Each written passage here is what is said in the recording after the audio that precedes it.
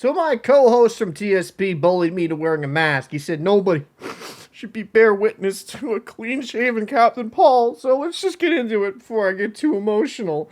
So, Don Sweeney, every Bruin fan under the sun, well, maybe not everyone, wants to put him in the sun, get that old Mossberg actually even just start ripping off shots and put them out to pasture. They're tired of that shit.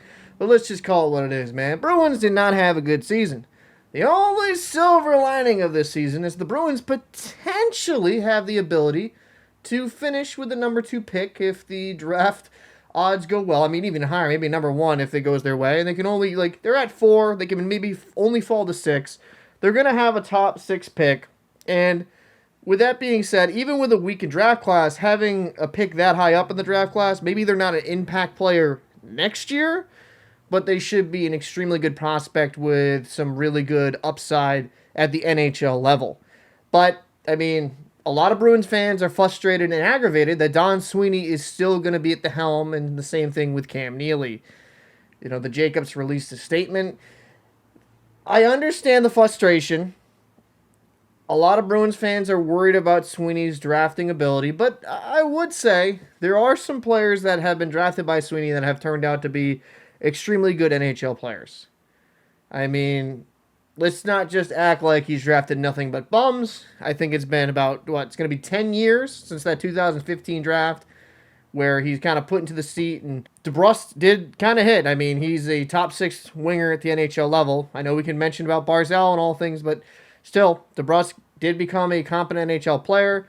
Sensatin and Zaboral, I mean, Zaboral was NHL for a little bit, but he didn't really pan out. And I think he went overseas. He just never worked out the NHL level. So I could still understand, out of those 3 draft picks, where they had 3 in a row in the middle of that first round, there was a lot of misses. 2 out of the 3 you didn't hit. But there's also a lot of people in that draft class, while there was some stars that other teams missed on as well. The draft is never a sure thing.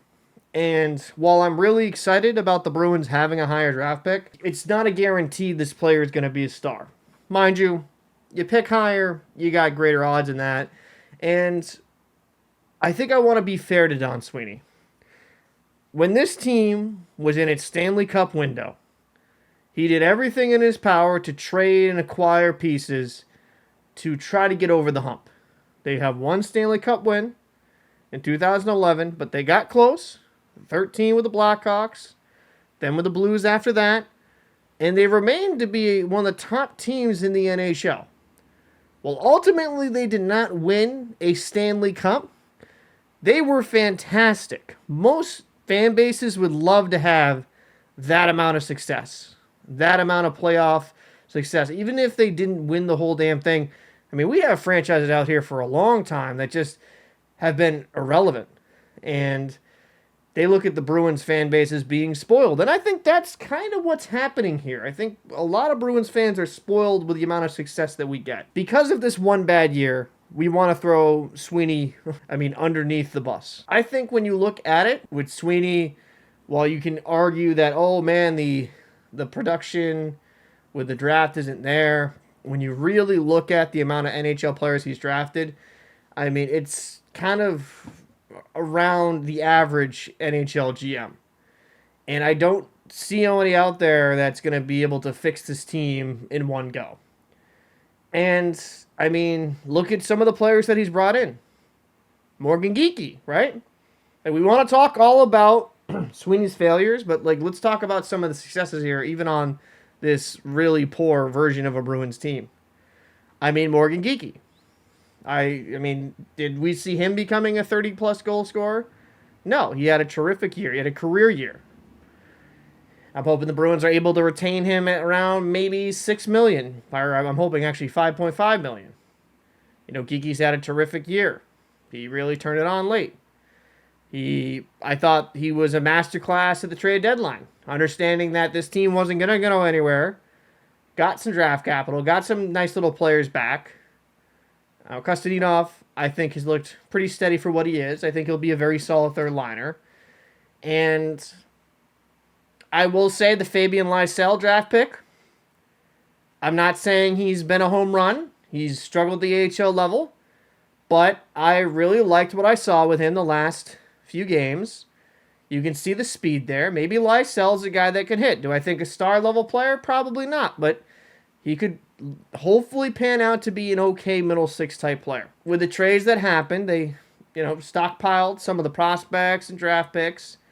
I know people are still upset about the Brad Marchand trade to Florida, but that looks like that's going to be turned into a first round pick.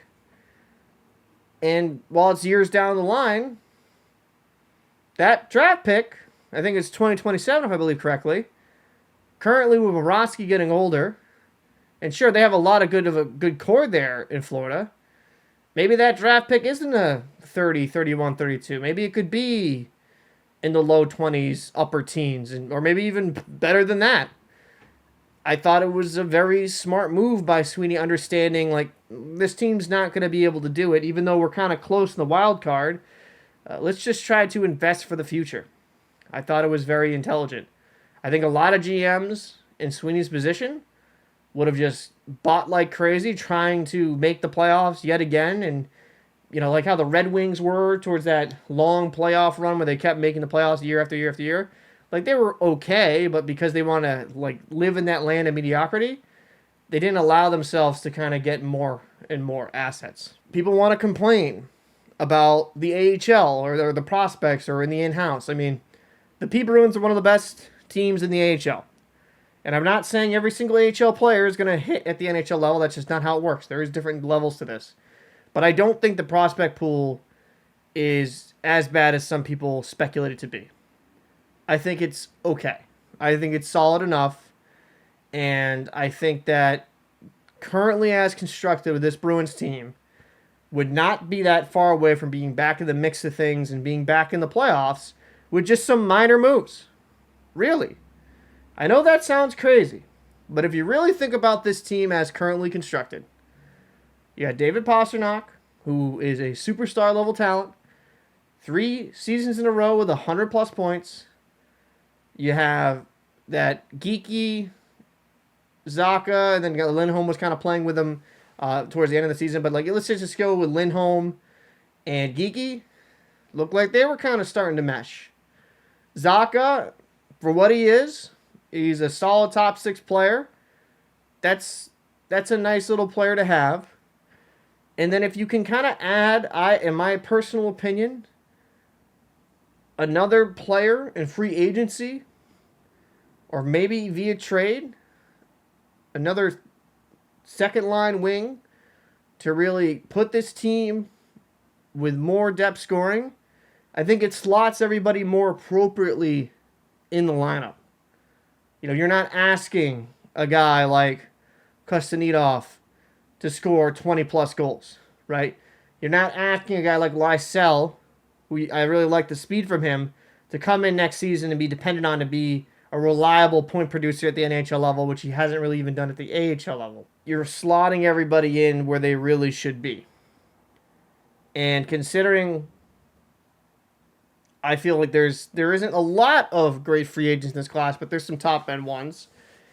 If the Bruins wanted to swing for the fences and go for a guy like, I don't know, Mitch Marner, if you got Mitch Marner on this Bruins team, I do think offensively it would be a massive boost, and again, would slot everybody a little bit more appropriately. And then when you talk about the defense, it's kind of a hard year to judge the Bruins defensively. And I can't really blame Sweeney for that. You have Hampus Lindholm out, McAvoy out. When you're missing your 2 top D-men, most teams are just not going to be the same. To me, a guy like Zadorov, is he really a top 4 guy? Nah, not really. He's probably better suited in a third pairing role where he can play physical, you limit his minutes, get the best version of him, sure. But do I believe that having him in a top 4 role is a recipe for success? No. And the Bruins have pretty much played with third pairing / AHL level defensemen for a long stretch during the season.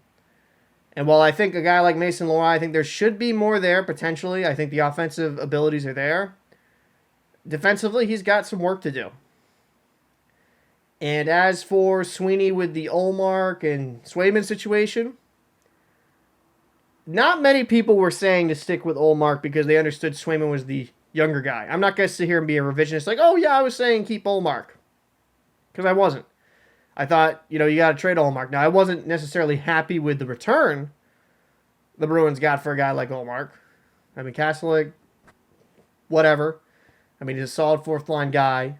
And then you got Letourneau, who's at BC, he's a freshman. That's going to take some time. I'm not going to judge him in his freshman year on one of the better teams in NCAA. So we'll see kind of how that thing pans out.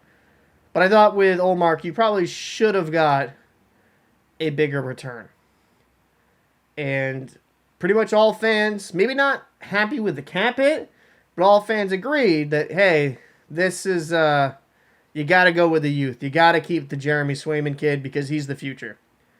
And unfortunately for the Bruins, while the team around him wasn't great, Swayman himself had just an absolute dog shit year. And while you saw some decent flashes towards the end of the year and throughout the season, he just wasn't good enough. And that's my biggest question mark going forward. Will Swayman be able to bounce back after this year and prove it was just an outlier season? And that what we've seen in the seasons prior, like that's more him and not this year. Was getting the money, does that mean that his attention to detail lessens? Because when I look at Swayman, I saw all the physical athletic ability, but his ability to read the play and to kind of be properly positioned just wasn't there this season in comparison to seasons prior. So there's a lot of cooking factors there, but I think when it comes to Don Sweeney, while we all want to put up our pitchforks and be extremely angry, like, how dare we're like one of the worst teams in the league, you got to take a step back, really look at the whole tenure of him as the general manager.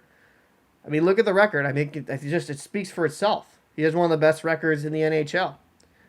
And while there's some things I wish he did differently throughout the years, for the most part, he's been a extremely good general manager. And has always kept the Bruins towards the top end of the league and a Stanley Cup contender. I know we can be all doom and gloom. I know we can be all like right in the moment. But I think Sweeney will be able to turn around this ship. I think he'll be able to get some talent in the building. And I think that with some younger prospects that are in the system, I think that with this current draft prospect that we'll get, whether it's a top 6 or 5, 4, 3, 2, 1. I mean, if it was 1, I'd be like, thank God, please. But I think there can be better days ahead here. The Bruins will have some cap flexibility. They'll have the ability to bring somebody in the door that will help them offensively. And if Hampus Lindholm and Charlie McAvoy can be healthy for the most part next season, and Swayman returns to form, I don't think this Bruins team's that far away. I think we could be right back in the thick of it in the Eastern Conference. Do I think a top-tier contender? Probably not. But a playoff-bound team? Sure. I think Sweeney has proven to me over the years that he has the ability to, maximize this Bruins roster. And comparison to a lot of Bruins fans, I have more faith regarding Sweeney, and I have belief in his ability to really do the right things and make this team better. The man got better player back in that Justin Brazeau trade. Because I don't know if Bruins fans have been watching, Brazeau has been absolutely terrible for the Minnesota Wild. And I thought he did a very good job. It sucks losing your captain, but it looks like you'll get a first-round pick for him. And who knows? Not saying this is going to happen, but who knows? Maybe the door's open and Marchand comes back. He's like, all right, I'll come back. I'll come back to the negotiating table. I'll take that deal you offered where I'm going to make 6 or 7 mil. I'll take that deal. And if you get a guy like Mitch Marner, Marchand, I mean, hey, who knows? Maybe Maybe that could be the nice little fix there for the Bruins. But even if Marchand doesn't come back, I still think that this Bruins team does have a bright future in comparison to what a lot of Bruins fans think. I think Sweeney can be the guy, and I think he can really make this team a lot better. But I'd like to know your thoughts down below in the comment section. Do you have any faith in Don Sweeney? Do you believe he'll be able to right this ship? Or do you just want to fire him into the sun and tell him to go fuck himself? Let me know your thoughts. See you in the next one.